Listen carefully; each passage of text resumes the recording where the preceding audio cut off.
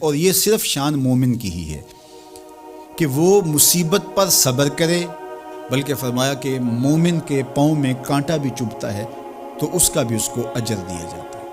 اس کے درجے بلند ہوتے ہیں، اس کے گناہ معاف کر دیے جاتے ہیں، اس کی خطاؤں سے درگزر کر لیا جاتا ہے، لیکن یہ مشروط ہے اس تکلیف کو صبر کے ساتھ برداشت کرنے سے۔ اگر وہ واویلا کرتا ہے، ناشکری کے کلمات کہتا ہے، تو تکلیف تو ختم نہیں ہوتی لیکن اجر زائل کر دیا جاتا ہے۔ تو اس لیے ہمیں ہر صورت کے اندر صبر کے دامن کو مضبوطی سے تھامنے کی تلقین کی گئی ہے، اور اہل ایمان کو یہ بھی سبق دیا گیا کہ جب انہیں کوئی بھی مصیبت پہنچتی ہے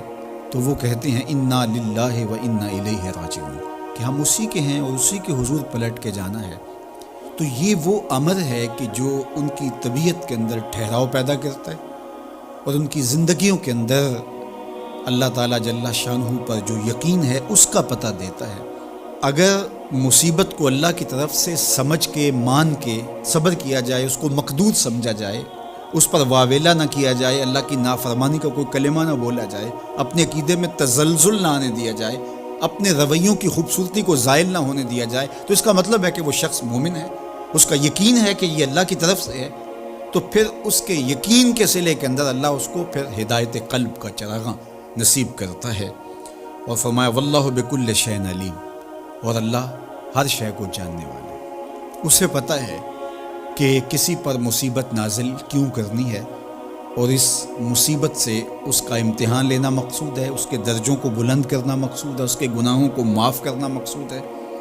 اس کو کسی آزمائش میں ڈال کر کے اس کو مزید کندن بنانا مقصود ہے، یا اس کا کیا مقصود ہے، اس کو سزا دینا مقصود ہے، یہ اسے پتہ ہے۔ تمہارا رب تمہاری طرف آنے والی جو تکلیفیں ہیں ان کے اندر ہزارہا پنہا حکمتوں سے واقف ہے۔ یہاں یہ بات بھی سمجھنے کے قابل ہے کہ جو شخص مصیبت کے آنے پر صبر اور استقامت کے ساتھ اس سے نپٹتا ہے اور اللہ پر جو اس کا یقین ہے اس میں تزلزل پیدا نہیں ہونے دیتا، کل من عند اللہ، اے محبوب فرما دیجئے جو کچھ ہے وہ تمہارے رب کی طرف سے ہے، یہ اس کا خیال اور فکر ہے کہ یہ میرے اللہ کی طرف سے ہے، تو پھر اس مصیبت کو ٹالنے والا بھی وہی ہے۔ تو اگر یہ اس کا عقیدہ پختہ تھا تو پھر وہ مالک کی دہلیز چھوڑ کے، مالک کی چوکھٹ چھوڑ کے کسی اور دہلیز پہ نہیں جائے گا، کسی اور چوکھٹ پہ نہیں جائے گا، وہ اس مصیبت کو دور کرنے والا مؤثر حقیقی اللہ کو ہی جانتا ہوگا اور اسی کے حضور دعائیں کرے گا، التجائیں کرے گا، کسی شرک کا ارتکاب نہیں کر سکتا ہے، اور وہ مالک کی دہلیز سے کبھی روح گردانی نہیں کر سکتا، بلکہ اس تکلیف کے آنے سے وہ اپنے رب کے ساتھ اور زیادہ جڑ جائے گا، اور اگر وہ صبر کرے تو یہ اس کا ایک مرتبہ ہے کہ وہ حوصلے کے ساتھ اس تکلیف کو برداشت کرے، اور دوسرا مرتبہ جو اس سے بڑھ کر ہے کہ اس پہ اللہ کی رضا کے سانچے میں اپنے آپ کو ڈھال لے کہ جے سونا میرے دکھ وچ راضی، میں سکھ نو چلے ڈاواں۔ اگر وہ اس بات پہ راضی ہے تو کوئی بات نہیں ہے، میں اس پہ راضی ہوں کہ میرے رب کی یہ رضا ہے۔ تو یہ دونوں چیزوں کا مل جانا یا دونوں میں سے کسی ایک کا مل جانا، یہ اللہ کی طرف سے اس کو دیا گیا انعام ہے جو اس مشکل حالات میں اس کو حاصل ہوتا ہے۔ اب وہ کس کیفیت میں ہے اللہ تعالیٰ اس کو خوب جانتا ہے کہ وہ اس پہ صبر کر رہا ہے یا اس کا اندر ڈول رہا ہے، اس کا عقیدہ کمزور تھا اور وہ کمزوری کے باعث جو ہے وہ تزلزل کا، تذبذب کا شکار ہو گیا، تو یہ تمہارا رب خوب جانتا ہے۔ تو تمہارے سینے کے اندر چھپی ہوئی کیفیت تمہارے رب کے علم میں ہے۔ توکل ایک ایسی دولت ہے کہ جو خوشحال زندگی کی ضمانت بنتی۔ جب ہم اللہ پر توکل نہیں کرتے اور ہم سمجھتے ہیں یہ سب کچھ ہماری محنت کا نتیجہ ہی ہوگا، اور نتیجہ جب نہیں آتا تو پھر ہم بے چین مضطرب ہو جاتے ہیں، اور جب ہم اس پہ توکل کر لیں تو پھر ہمارا صرف اتنا ہی کام ہے کہ میاں ہم یہ کام کر رہے ہیں، بس یہ حکم، ہم بیج بو رہے ہیں، بس یہ حکم ہے اور بو رہے ہیں، باقی اس پہ بھروسہ ہے، یہ کام اس کا ہے کہ اس نے اس کو اگانا ہے، اس کے اوپر پھل لگانے ہیں۔ تو جب اس پہ توکل ہو جائے تو بندہ سوکھا رہتا ہے، ورنہ بندہ مشکل میں مبتلا ہو جاتا ہے۔ بسا اوقات ایسا ہوتا ہے کہ بندہ ایک منصوبہ تیار کرتا ہے، اس کا عملی نتیجہ اس کو سامنے نظر آ رہا ہوتا ہے، لیکن نتیجہ بالکل الٹ جاتا ہے۔ سید علی المرتضیٰ فرماتے ہیں میں نے اپنے ارادوں کی شکست سے ہی اپنے رب کو پہچانا ہے کہ میں ایک منصوبہ تراشتا ہوں کہ یہ اور یوں ہوگا اور وہ ہونا چاہیے، لیکن نتیجہ وہ نہیں آتا تو کوئی طاقت ہے اس کا جو نتیجہ بدل دیتی ہے۔ تو بندہ اس طاقت پہ یقین کرتے، اس پہ توکل کر کے جو ہے وہ اس پہ بھروسہ کر لے تو زندگی سوکھی ہو جاتی ہے۔ مغرب میں جو اللہ پر یقین نہیں رکھتے وہ خودکشی کر لیتے ہیں کہ یہ کیوں ہو گیا، ایسا نہیں ہونا چاہیے تھا، لیکن ہم خودکشی اس لیے نہیں کرتے، ہم کہتے ہیں میرا رب جس طرح چاہے اس طرح ہی ہوتا ہے، جو اس نے طے کیا ہوا ہے وہ کر کے رہتا ہے،